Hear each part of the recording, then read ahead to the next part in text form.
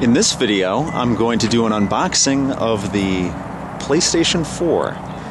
But first I have to actually pick it up. And I've never done a midnight launch for a console before. And now that I'm not really much of a gamer anymore, I'm actually doing a midnight launch for the PS4. I've already pre-ordered mine, and I guess I gotta wait in line to pick it up. It's probably about 11:40 on Thursday, November 14th right now. So let's do this. So here we go. It wasn't that difficult. When I got to Best Buy, I asked the person who was taking care of the lines, and I asked them what I should do, and they asked me if I pre-ordered it or if I was just waiting in line for it. And I actually pre-ordered it probably about, 5 months ago, something crazy like that. And so they had me go in, pay for it, and I decided to get Killzone because I wanted something that would showcase the graphics on this console. I didn't opt for a second controller or any of the other games. None of the other games really did it for me. So after I paid for it, they gave me a ticket and I had to wait in line. And I waited in line probably for about 20 minutes or so. Got the PS4 a little after midnight, brought it home, and here I am. So we're going to do an unboxing in this video. And then in my next video, I'm going to fire it up for the very first time, and we're going to check it out. Now, if you're familiar with my channel, I did buy a Nintendo Wii U this year. And I really don't have time for gaming, so I ended up selling that console. But I wanted to get my hands on the PS4 just so I know what it's like. And maybe I'll keep it, maybe I'll sell it, I don't know, we'll see. But I'm definitely going to give it a try. So anyway, let me grab my trusty cutter here that my cat knocked down. And what we're going to do is we're going to unbox Killzone Shadowfall. Now this should be pretty standard, I would imagine. It's been a while since I've owned a PlayStation game, and I'm going to make this very quick. I just want to open this up, take a look at the case. I know that the PlayStation 3 cases were transparent, and they looked like Blu-ray cases. Now, Blu-rays come in all shapes and sizes. Here's parts of the Caribbean, and it seems like it's the same thickness as the Killzone snap case. And then, of course, you have the thinner ones, like this one, Wrath of the Titans, which is thinner. So, I mean, it seems like a standard in size Blu-ray case. And of course, all the PS4 games come on Blu-rays. Now the cool thing about the PS4 is that it actually plays 3D movies, which is something that I really enjoy. So anyway, here is what the case looks like. Pretty standard fare. The only difference is that it's a blue, a transparent blue, instead of a transparent clear, like the PS3 games were. Pretty much standard fare there. Let's put that to the side and let's get to the main event. Now let's take a quick tour around the box here. It is a thin box and it's very long. Of course, you have the representation of the PS4 here with the new DualShock 4 here as well. This console, 500 gigabytes. You get your little carrying handle there. PS4 on the left side, jet black.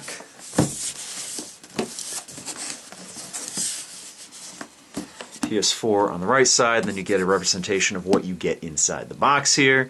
The console itself, one controller, and then a bunch of cords. And on the back,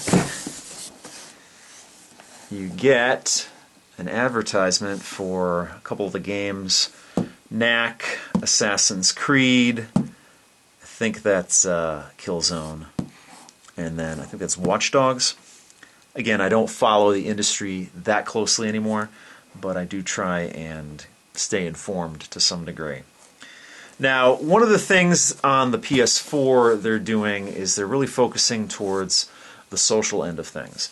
And so you have real name profiles and all that stuff. I don't really know if I'm going to get into that too much, but I'm going to give it a try and see what it's like. Now over here, this is interesting. It says watch, play, and stream your favorite digital entertainment. That's something that's new with PS4. You can have your PS4 in one room and have it on, and you can actually stream the gameplay to another device. So if you have a PS3 in one room, you can stream a game from the PS4 in another room and play on the PS3, and the same holds true for the Vita hooking up with the PS4. So that's interesting. I'm not going to be using that because I don't have a PS3 and I don't have a PlayStation Vita, but for those of you who do, it's probably something that's really cool, especially if you have a lot of family members in your house, and you might be pushed from the main television set to a secondary television set in your house. That's a cool feature there. So let's get this box open. Let's break the seal. Big deal here, breaking the seal. There we go. Let's open this up.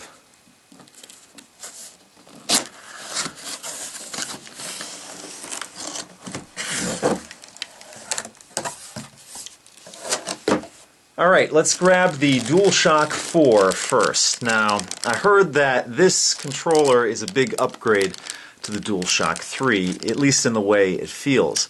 Now, I was fortunate enough to actually hold an Xbox One controller when they were selling the Surface 2 on launch day.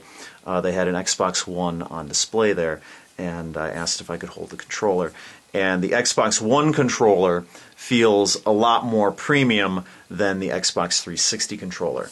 So this is the first time I've ever held a DualShock 4 in my hands, and I gotta say, it's very comfortable. The redesign is very nice, and the triggers on this feel very premium as well, at least in comparison to the other Sony controllers. And I have held the DualShock, the original PlayStation controller, and of course the DualShock 2. So what you have on this controller here, you have your regular analog sticks here, and they click in as always. You have a PlayStation button, you have a speaker here, which is cool. Then you have a touch area here, and that clicks as well. Then you have an options button to the right and a share button to the left. And that share button allows you to share your best gaming moments. So let's pull these plastic pieces off of the face areas here. And of course, if you have plastic on plastic, that always means you have glossy plastic.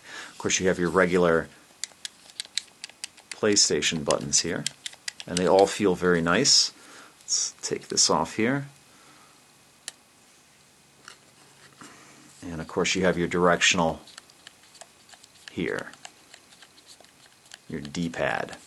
Now down here you have a headphone jack and an EXT port down here, and you can see everything's pretty much matte plastic, except of course you have the glossy plastic up here, and then you have sort of a dark gray textured area where you hold on to it.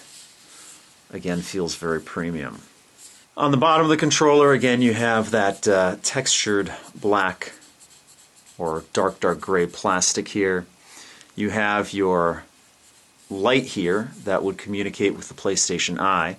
You have your micro USB port here in the front. And then, of course, you have your triggers here, your shoulder buttons and your triggers. And then this is part of the touch area on the front of the DualShock 4. Let's put that to the side and let's see what else is in the box here.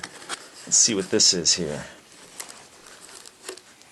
Get some documentation, special free offers, quick start guide. Let's put that to the side. I assume these are the cords here. Now, one of the cool things about the PlayStation 4 is that you don't have a giant power brick on the outside of the device. You actually just have a regular cord that plugs into it, which is really nice. Comes with an HDMI cord here, if I can hold on to it there.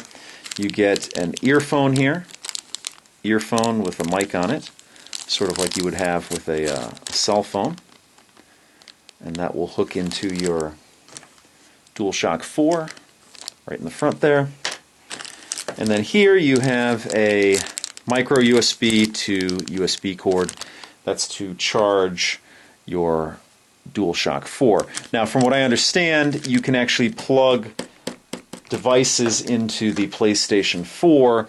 Even if the PlayStation is off, it will still charge the devices that you plug into it, into the USB ports on it, as long as, of course, as long as this is plugged in.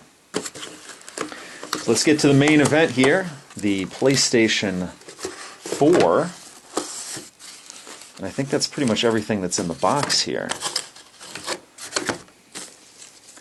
So let's get this out of the plastic. Very nice looking console. Very nice. I gotta say, just on looks alone, I want to keep it and not get rid of it. So here in the front, you have your slot loading drive in there, and then you have your two USB ports up front. Probably one of the most uniquely designed PlayStations I've ever seen. You have your PlayStation 4 or PS4 branding over here.